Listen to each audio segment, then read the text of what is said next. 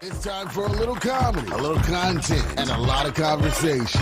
It's the Geno Jones Show, exclusively right here on YouTube. Now here's your host, Geno Jones.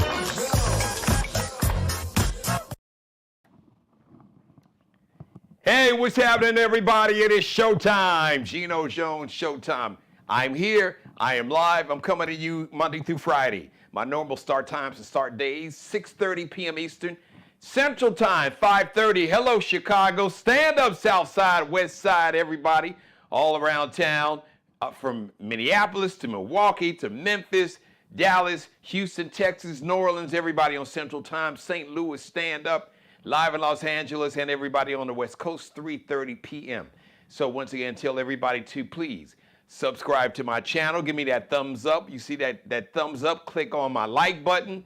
Please leave your comments. Share the show. You can copy and paste the link in an email, a text message, in somebody's messenger page on social media.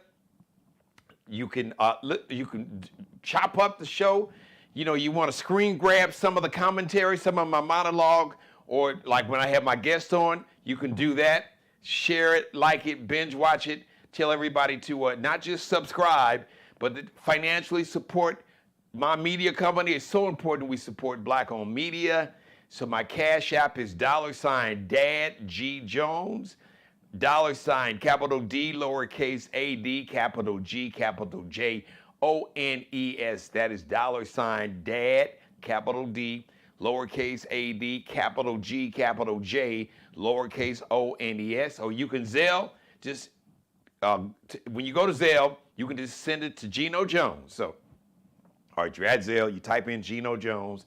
It'll say, so how do you want to Zelle the money? Send the money by email or phone number. Use my email address, which is GenoJonesShow@gmail. No, Geno Jones Show at Gmail. I hope everybody had a wonderful Mother's Day, all the moms and the grandmas and the great-grandmas and the stepmoms and the foster moms and the bonus moms and the stepmoms and the mother figures and the mothers-to-be and the wannabe mamas, everybody. And I hope all the sons and daughters and grandchildren and spouses, you know, and significant others that you made the mothers in your life made it a very special Mother's Day. But here's my challenge. I want you, and it's my challenge because I work hard at doing it, so let's make Mother's Day every day. So the love that we shower and spread and share on the women who are the mothers in our lives, from our moms and grandparents, our spouses, significant others, whoever it is. Maybe, you know, your daughter she could be a mom. Whoever those moms are in your life. The same kind of love that we spread and share on, you know, spread on them and share with them. Let's do that every day. Let's make Mother's Day. Let's make bring that same energy. That energy and effort, maybe not to the fullest extent, because I know sometimes some of us like to do it like extra big, or, you know, a plethora of events, like making it a whole event, but just from a standpoint of just spreading and showing love. Let's do that. Let's make every day Mother's Day. You know, because the women in our lives, they deserve that. They really do. Absolutely, they deserve it, and they shouldn't have to settle for anything less. And I said it and I meant it. And I'm speaking. I am going to be so presumptuous as to speak for all the real men out there. They understand that and they get that. Now I know some folks don't get it, like maybe Paul Pierce, former NBA star, former NBA champion with the Celtics. I'm gonna deal with him a little later, because some people really got it twisted. It's just social media and just forces outside of our culture and community. They have worked extra hard to pit us against each other, to divide us, and to make us focus on like the worst examples of men and women to each other. That's a whole, and I talked about that. I'll get to that in a little bit. First of all, I want to shout out, so there's a new book about Malcolm X, and it's a book about the life of Malcolm X, and it is for young readers. Like if you got kids in elementary school, middle school, not so much high school, because I remember the autobiography of Malcolm X by Alex Haley. Actually, I read that in high school, my sophomore year, urban studies class. Shout out to Mrs. Hopkins. I still remember her. She's one of the best teachers I ever had. And I read the autobiography of Malcolm X, and I want to say it changed my life, but I wasn't on a bad path. My freshman year, I got unfocused, not a little, a lot, because I went from like valedictorian, salutatorian in my class to like, first semester, I got like D's, because I was hanging out in the hallway for one whole, that first marking period. Yeah, I'm like, it was player, pimp or die. And then I had some other issues with a class. I had equipment that was stolen, and my mom she didn't have the money, and was working hard, and we had a fight with a teacher. And the school didn't want to replace the equipment, but all the money that my mother spent on this drafting equipment, it was a lot of money back then. I mean, it was probably close to $500 then. Oh my God. We're talking about decades ago. That was a lot of money. And when all that equipment got stolen, my mother was not happy. And we had to fight with Mr. Williams, Mr. Ezell Williams, rest in peace, rest in power. That's a whole nother conversation. But this new book that is out, The Life of Malcolm X, it is called Malcolm Lives by Dr. Ibram X. Kendi. Brilliant brother. And like I said, it talks about how Malcolm X tried to bring together black people from all across the world, or as some say, the diaspora, like the African diaspora. That means there are black people all over the continent. And all of our roots are back on the continent of Africa, in one of those countries. All of our ancestors, like everybody here in the Americas, from the United States to the Caribbean, Haiti, Dominican Republic, Cuba, Central America, Belize, and some of these countries in Central America, definitely South America, specifically Brazil, because the majority of the enslaved ancestors from the continent of Africa were taken to Brazil, like 5 million. A lot of people think that the majority of the enslaved Africans were taken to America. No. They were taken to Brazil. Like I said, 5 million. So in this book, Malcolm X talked about bringing black people all across the world together, economically, socially, politically, and really stepping into our power. So it's a wonderful book. But it's for young people. It is for, like I said, for kids, for children, young readers, elementary school and middle school. So the book, once again, is called Malcolm Lives. So go out and get that book, because we need to build our libraries back up, or either back up, or we need to build our libraries, period. It is so important. So pick up the book, Malcolm Lives by Dr. Ibram X. Kendi. You got a son or daughter, grandchild, a niece or nephew that's in elementary school or middle school, make sure you pick that book up for them, okay? So the Diddy trial started today. So the word is Diddy looks so much older, because I guess he can't get the hair dye and the beard dye to just for gray or just for men. Can't get the just for men in jail, and I guess they can't put it on his canteen or whatever the heck it's called. So he is grayed out, he's aged, his hair, his goatee, the whole 9 yards, and testimony is going to be pretty tough.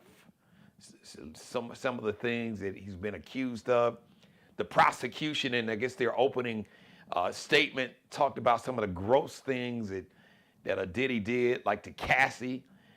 where he would hire like male prostitutes, male escorts, male prostitutes, and make those male escorts have sex with Cassie and do horrible things like urinate in her mouth. So, and for all those people to talk about, well, you know what? She was down with it and she knew what was going on and blah, blah, blah. It's like, stop talking. Stop. Just stop talking. Stop talking. Because you're clueless.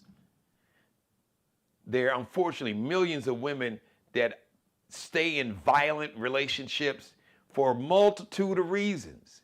Fear, not fear just for their life, but because the fool threatened to not just kill them, but their family members or their children, maybe their parents.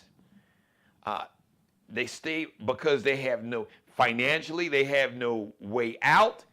They don't have the money to leave. They have nowhere to go. They have no support system. A lot of times, these abusive men will get women away from their families, will basically kind of control their whole existence. So financially, they are dependent on these men, physically, emotionally. And Google something called the Stockholm Syndrome. The Stockholm Syndrome talks about how people, it's a mental state to where they almost like really fall in love with their oppressor, that they sympathize with their oppressor, their abuser, and that the women will begin to blame themselves for being a victim of violence and abuse. Yeah, it's sick, but it's real. It's a condition called Stockholm Syndrome. Stockholm Syndrome. Google it, look it up, and stop with the foolishness. Well, she was down and she could have just let. Did you see the video? Remember when CNN aired the video and she tried to leave and Diddy came running out of the hotel room, damn near butt-ass naked with a towel wrapped around him, grabbed her, threw her down, grabbed her by her hair like she was like a mop, a rag doll, and drug her back to the room. Did you see that video? So did you think she wasn't trying to get away then? You think she wanted to stay in that violence and abuse? Did you see the video? Well, if you did, shut up and stop talking. And if you didn't, shut up, stop talking, and look at the video. I've seen, too much foolishness on social media, and I get it. We just got to be careful. Hey, shout out to everybody that's watching live. Yes, my chat room. So if you got a comment, I would love to hear from you. Feel free to post it in my live chat room. I know folks out there watching me live. I'm clicking on a button right now, so you all are good. But for the people that believe that Cassie, she knew what time it was, and she was in it for the money.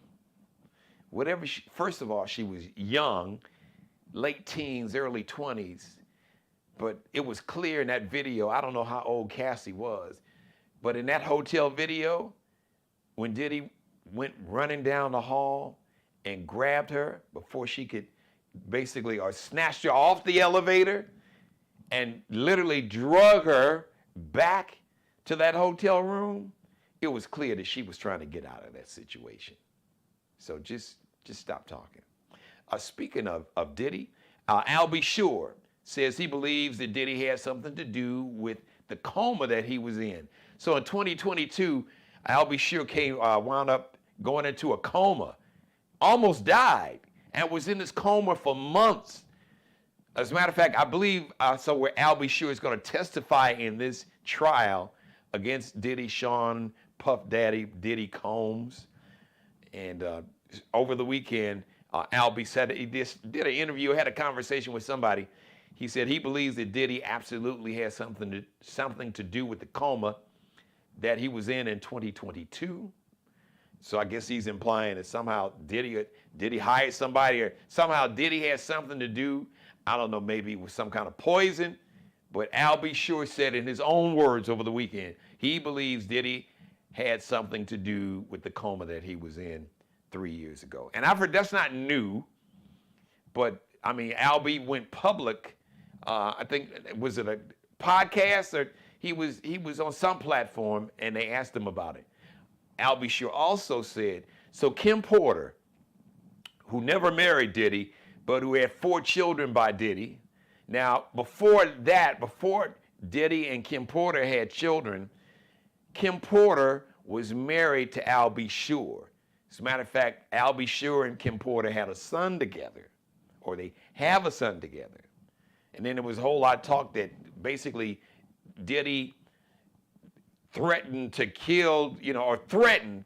So the story allegedly is that Diddy or some people in this camp, basically Al B was threatened allegedly about even, either being in a relationship or getting back in a relationship, that something would happen to him. Now, those stories, those allegations have been out there for a while, and they've been all over in social media. They've been in all kind of gossip, entertainment columns and news for a while. But I'll be sure, because Kim Porter died. She was a young, healthy woman. She died of pneumonia.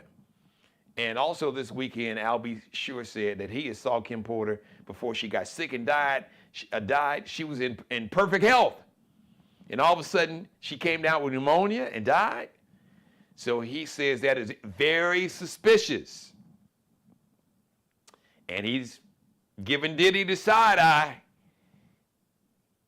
If he had more evidence, he would say more, but I'm giving Diddy the side eye, and I'd heard about that. That's been, that conversation has been going on for a while. Shout out to Pope Leo the 14th. All right, can you give a Pope a shout out? I am. So God, you can forgive me, but why not? I thought he said something important. So I'm giving a shout out to Pope Leo the 14th, south side of Chicago. Stand up, Pope Leo. And I'm not even Catholic, but I like the way this man is moving, and I like his heart, his humanity, his compassion, his empathy, his decency, and his morality. Because the MAGA cult and racists, they have taken the word woke and they've tried to remix it. They remix it for themselves. They haven't remixed it for me. And they say, oh, woke is a problem. You're too woke. Now, when you hear a racist person or sexist or misogynist or one of these MAGA cult members talking about you're too woke, that means that they do not want to be criticized. They do not want to be held accountable for their racism, bigotry, hatred, sexism, misogyny, homophobia, and or violence. They want to be able to say whatever they want to say, to call you the N-word or whatever. They want to be able to do whatever they want to do with you in terms of any type of violence. And when you criticize and call out the bigotry, the hatred in all of its forms, and the misogyny and sexism, oh, you're too woke. Oh, you're too sensitive. Black folks are too sensitive. Why can't I use the N-word? Because I cannot, I could, because I know of all the slurs, all the main slurs for all the ethnic groups. I know what the slurs are for Germans. I know what the slurs are for Italians. I know what the racist slurs are for the Irish. I know what the racist slurs are for Jews. I know what the racist slurs are for Mexicans and Latinos. I know what the racist slurs are for Asians. And that's a whole nother conversation, because the music industry would never let in. The only artists that they ever allowed to use racial slurs about were black people. That's a whole nother conversation that we need to have with Clive Davis, or what's my man, Jimmy Iovine, or Tommy Mottola. And I don't know, I don't know if Walter Yetnikoff, he used to be the president of CBS. I don't know, I have to Google. I don't know if he's alive. If he is, y'all can post it in my chat room. But these folks that sat at the top of the food chain of the music industry, the presidents of all these major labels and just distribution companies, the only ethnic group, the only group of people that they allowed artists to record all type of racial slurs about. The only racial slur that was that's ever been allowed to use in music was the N-word. Now, that's a whole nother conversation. Why is that? Why was it not okay when Michael Jackson did a song called They Don't Even Care About Us? And he had mentioned a group of different, slurs for different ethnic groups. And he used a slur, a Jewish slur, racial slur. Do you know CBS Records, they made Michael Jackson go in and take that racial slur out of that record.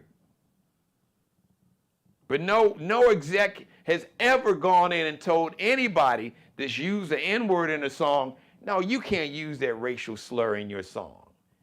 It's okay to use the N-word, but no, you can't use a racial slur about Jews or nobody else but black people. Like I said, ask Clive Davis and Tommy Mottola and Jimmy Iovine about that. And if Walter Yetnikoff is alive, ask them about that. Why is that? Why was that? All right, I digress. Let's go back to Pope Leo XIV. I want to shout him out because he addressed the people who claim that being woke is a problem. Yeah, it's a problem and it's not fair to us. So, Pope Leo said, and I'm quoting not the entire statement, but the gist of it was this. He said to be called woke in a world that sleeps through suffering is not an insult. It is gospel. To be called woke in a world that sleeps through insult sleeps through suffering. To be called woke in a world that sleeps through people's suffering is not an insult. It is gospel. He said woke means awakened by compassion, guided by truth, humbled by grace, committed to justice, not just for some, committed to justice for all. Then Pope Leo XIV went on to say, so let them mock. Let them mock. He said, we will build the kingdom not with walls, but with love. So be awake, be loving, be woke. Woke, awake, means to open your eyes so you can see what is happening around you and you can speak to injustice. You can speak the truth. Speak against bigotry and hatred and misogyny and sexism and violence.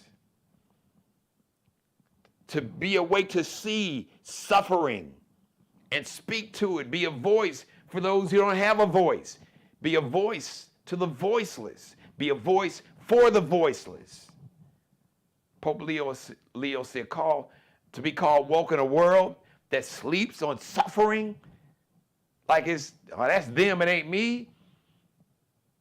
And to be woke, to see that and speak out against it, is not an insult, it is gospel. So shout out to Pope Leo. Man, I am 10 toes down with you, Pope Leo XIV. Thank you for saying that.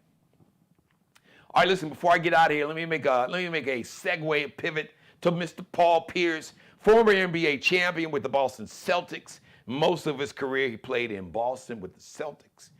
So he was on social media, he was on somebody's platform and said that marriage is for poor and old people. Marriage has no advantage for a man. Paul Pierce, I would ask you to ask yourself, what advantage are you looking for in a marriage? That might be the first problem that you have. That might be the first mistake that you are making. That you want to go into any relationship looking for an advantage. First of all, everybody should not be married. You got to figure out who the hell you are. I mean, really know who you are, what you are. Do you really know who you are? Like, who am I? What is my purpose? What do I really want to do with my life? Honestly, am I living somebody else's dreams?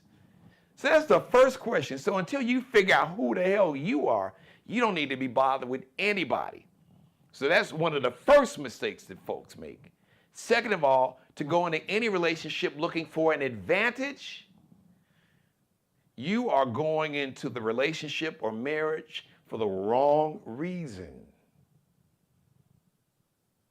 Now, I would say to you, Paul Pierce, that if you find the right woman, the advantage that you will get is that that woman can make you a better man, because she can give you a perspective from a woman's point of view that can help you become a better man, a better husband, a better spouse, a better lover, a better bae, a boo, whatever the hell, whatever little pet name you refer to each other to. Because everybody in your life is one or two things, an asset or a liability. So anybody that is in your life, they should be an asset to you, not a financial asset. Now, you can figure that out if you were looking for somebody. You know, some women, they're honest. Hopefully, the ones that are honest and open about it, they're looking for a provider.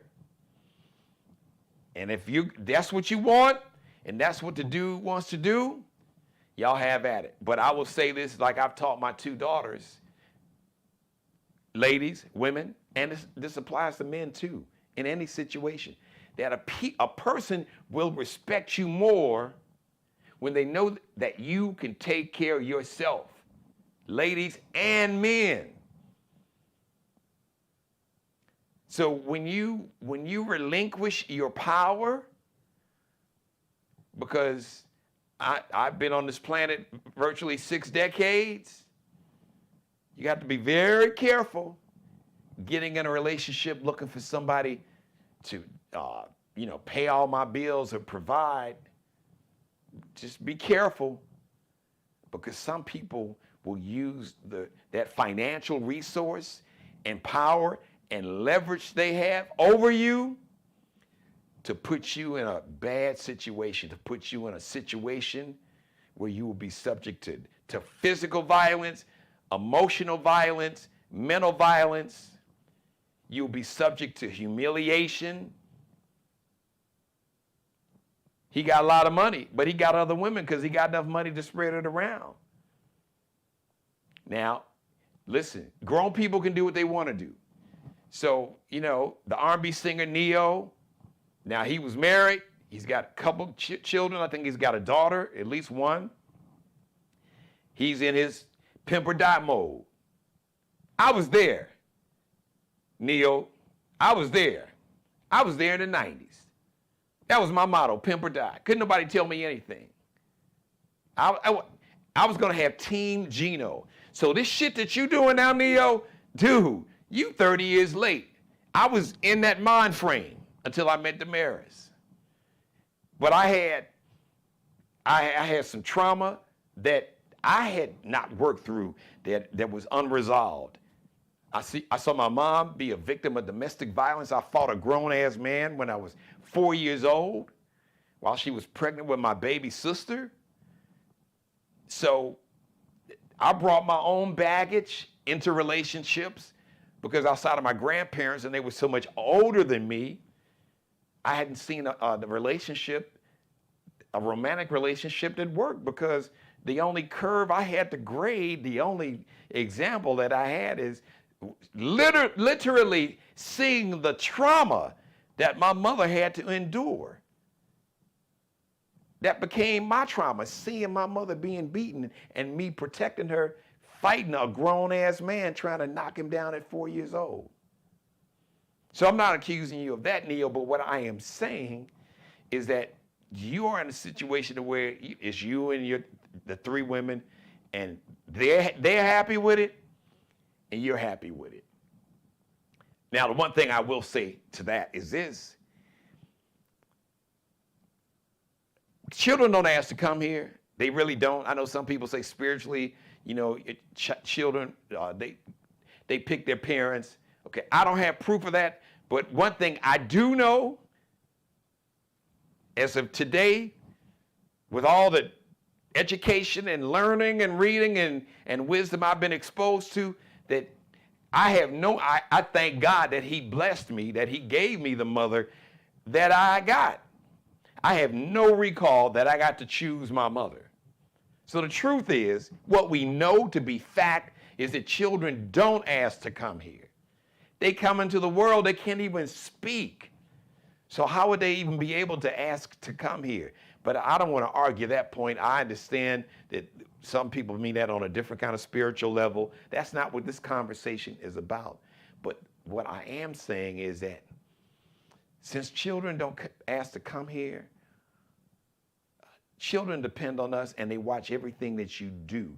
Children even watch what you do more so than they listen to what you say. They hear what you say, but the truth is they watch everything you do.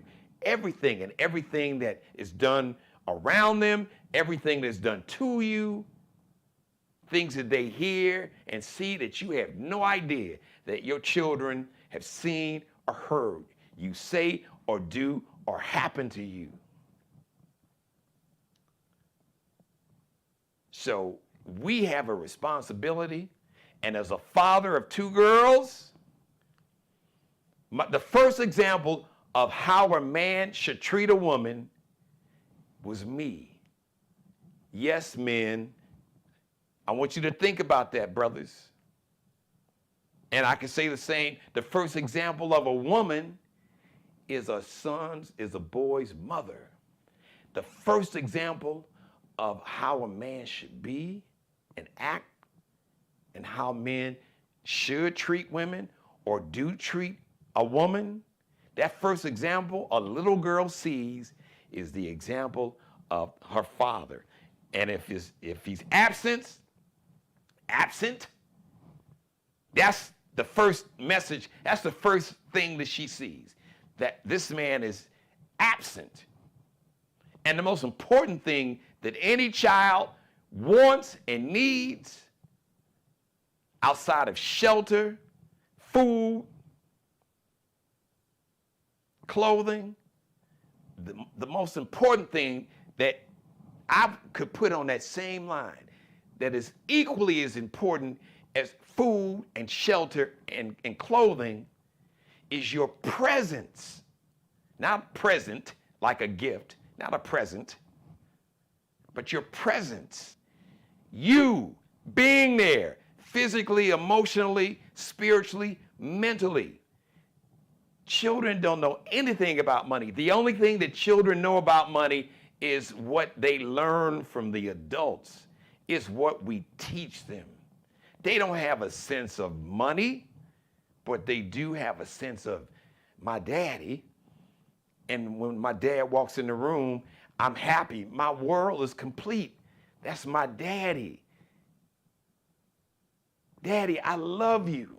And they run up to you and they leap in your arms, or if they're too little to leap in your arms, they wrap their arms around your legs or your waist. Children need your presence even more than your money, because money is easy. You can always send kids money and gifts, but your presence, being present, like in the flesh, as much as possible. I understand that relationships and marriages break up. I've made a vow to both of my daughters when they were little girls. I said, you will never, ever have to worry about your dad not being there. You will never be able to say that my dad was not there for me. And I guarantee you can find Boogie and Allie and they will tell you that. So back to Paul Pierce saying that marriage is for poor and old people. There's no advantage for a man. People get married for the wrong reasons. And society has really screwed us up. So we need to kind of just, first of all, before you think about trying to bring somebody else into your life, get your life together. Like, look in the mirror, figure out, know who you are, deal with whatever trauma and healing that you need to deal with. Hopefully you can find help, deal with it in a healthy way, to get yourself right, to heal and manage your trauma so you can be the best version of yourself. And it'll be amazing the type of people that you attract when you learn to love yourself and when you learn to heal and when you learn not to be selfish. Because love is not selfish, not at all. Love is not about an advantage. You love somebody, you don't want an advantage for yourself. You want to make their life better. You want to create a culture and a climate and a community to where that person can be the best version of themselves. You want to create a safe space so that they know they are safe physically, mentally, emotionally, and spiritually, and that they know that you will be there not just when they want you. As my grandfather said, don't be there when I want you. Be there when I need you. And that's a big difference. So does that person know that you will be there when they need you? So maybe Paul Pierce, you probably need to stay single. I don't know if you were married. A lot of people married too early. They married for the wrong reasons, a bunch of wrong reasons. But if you are getting married looking for an advantage, you should stay single. Yes, your ass should stay single. Why would you want to be in a relationship? You say you don't want to be in a relationship that you don't see any advantage. So why would a woman want to be in a relationship where there's no advantage for her? You don't go into a relationship or marriage looking for an advantage. You go into a relationship or a marriage wanting to be an asset and a complement to that person and creating that community, creating that culture and climate for them to rise like a phoenix out of the ashes, to be the best version of themselves and to be able to put their head on the pillow at night and know no matter what, that you got them, that you will be there not just when they want you to be there, but you will be there when they need you to be there. And that is a big difference. And to learn to love a person the way that they want to be loved. Because real love is not about being selfish. Real love is not about you. When you really love somebody, you want to make their life better. And I'm not just talking about with money. That's easy. If you got money, you can throw money at 10, 15, 20 people. That doesn't mean anything. What's more important than that is your presence. Are you there for a person? Mentally, emotionally, spiritually, physically. Come on, man. Hey, Rosalind, how are you? My mother, my number one producer. Happy Mother's Day again, Mother. She's talking about Albie Shore. So Paul Pierce, marriage is not, because you got billionaires. Billionaires has gotten married. Jeff Bezos married a second time. Michael Jordan married a second time. And marriage is not for everybody. I never thought I would be married. I thought I would be the last. Anybody that knows me, my close friends will tell you, oh, Geno married.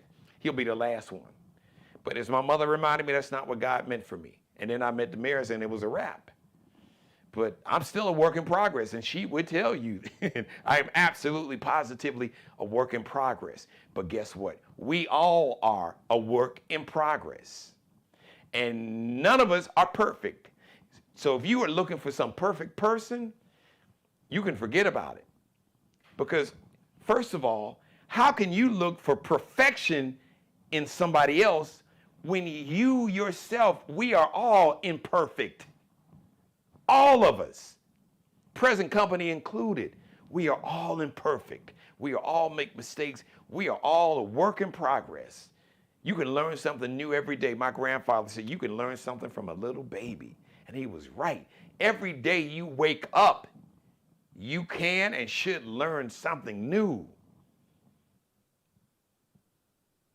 and learn something new about yourself. So come on, fellas. I'm going to be having a lot of conversations, speaking to the men and my brothers especially, but my brothers from all backgrounds, all ethnicities. But I'm really going to target us black men because it is, just having conversations, overhearing conversations that some young brothers and sisters, especially like 30 and under in their 20s, and it's up to us as the OGs to, pass on some wisdom and knowledge and to educate these brothers and these sisters that we need each other. We didn't get this far without each other, that we need each other. And that we have to be assets to each other and not liabilities. And I'm not talking about anything financial, not at all. Got to figure out who we are. Got to fix ourselves. We got to deal with our pain and trauma. Because you can't fix anybody. First of all, you can't fix a person because you can't make a person do anything they don't want to do. As my grandfather taught me, Conway Jones pointed at his chest one day. He would do it a lot. He said, Jeannie, if it's not there, you can't put it there. So you can't fix a person. You can't, I don't care how much money you give them, how much sex you give them, how perfect you think you are. You can clean the house. You can send her on trips with her girlfriends and have all kind of Birkin bags and Louis Vuitton luggage and trips to Paris and Milan and all of that. And if it's not in her heart or his heart to love you, there is nothing you can do to put it there. Nothing. There is no amount, billions of dollars cannot put something in somebody's heart if it's not there. And you cannot buy love. You can buy companionship. You can buy companionship and sex, because two words were coming out right there at the same time. Yeah, you can buy a lot of companionship. You can buy a whole lot of sex, but you cannot buy true love. No, you can't. Full stop. You can't. If it's not there, no money, nothing else you can do. I don't care how good you can cook. Whatever it is, clean, you name it. If it's not there, you can't put it there. So when you say that marriage is no advantage for a man, that's where you made your first mistake. Going into any relationship, Paul Pierce looking for an advantage. Like, what are we doing here? It's like you're not playing basketball anymore. You look for an advantage on the basketball court. Maybe in the business world, you're not looking for an advantage in a relationship, in a marriage. That should be a partnership. I don't want an advantage. I might want to give you a leg up. I want you to win. And then if you want me to win, if we come together as a team and we both create a climate and a culture, have a climate and a community to where we can be the best version of ourselves, and that we can feed into that and be the wind beneath each other's wings and build each other up and have each other's back and pull each other's coat when it needs to be. Like, hey, I know you don't want to hear this, but you need to hear this. And I'm telling you this because I love you and I want what's best for you. And I don't want you hurt. I want to see you win. Being married, being in a relationship, it's not about your advantage. You want your partner. You want them to win. And in turn, they should want you to win. And then when you root for each other and you can be the best version of yourself, then you got something special. And if you don't have that, then stay single. Like I said, your ass should stay single. And shut up talking about relationships. All right, I'm done talking, y'all. Thank you for letting me be a part of your life. As always, God bless each and every one of you. And especially you, God, most of all. Thank you for letting me do the Geno Jones Show live Monday through Friday, 6:30 p.m. Eastern, 6:30 p.m. Eastern, 5:30 Central Time, Chicago. Stand up, South Side, West Side.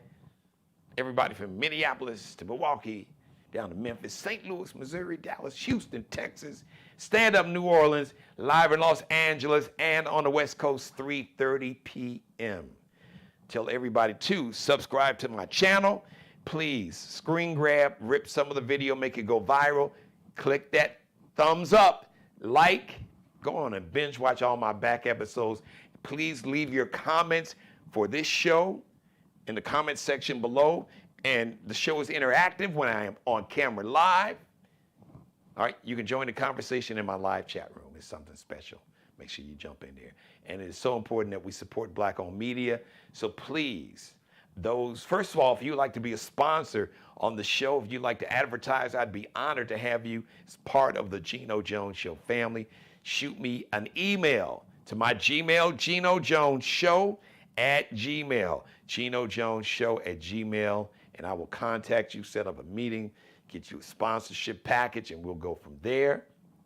Speaking of my Gmail, if you would like to make a contribution, financial contribution, to this show, to my media company, if you like to bless some brother's business, angel investor, and just like to make a financial gift or offering, especially my birthday's only 8 days away, but if not. So that same Gmail I gave you, GenoJonesShow@gmail. So that is Zelle. So that's how you can Zelle. You can Zelle a gift or financial contribution to the show via Zelle by my email, using my email address, which is GenoJonesShow@gmail. No the. So Zelle the show. You can Zelle a gift to the show, financial gift, by using my email, GenoJonesShow@gmail. Or you can Cash App. You can Cash App at $ Dad G Jones. $ capital D, lowercase a-d, capital G, capital J, O-N-E-S. $ capital D, lowercase a-d, capital G, capital J, O-N-E-S. $ Dad G Jones, all one word. All right. Thank you, everybody. Thanks for watching. So we'll see you live Tuesday, 6:30 p.m. Eastern. Shout out to City Vibes Bar and Lounge, Corey and Kenya Williams. They had the big weekend, big Mother's Day celebration on yesterday, even with the nasty weather. Shout out to Brother Kendrick Bannister, Brother Al, the Crate Group, one of the top nonprofits in America, also sponsor and supporter of the Geno Jones Show, thecrategroup.org. You can check out the Crate Group and learn all about. If you're looking for a nonprofit to invest in, to support financially, the Crate Group is definitely a nonprofit organization that your money will be spent wisely. They've been doing great work in the community for over 3 decades. Once again, Brother Kendrick Bannister, my man, Brother Al. All right, everybody, I love you. Thank you for watching. We'll see you live Tuesday, 6:30 p.m. Eastern Time, 5:30 Central Time. I'll see you, Chicago. Live in Los Angeles tomorrow, Stevie Wonder's birthday. He turns 75. Everybody at KJLH Radio in Los Angeles and on the West Coast. Me and you tomorrow afternoon, 3:30 p.m. I'll holler. Subscribe and tune in to the next episode of The Geno Jones Show, exclusively right here on YouTube.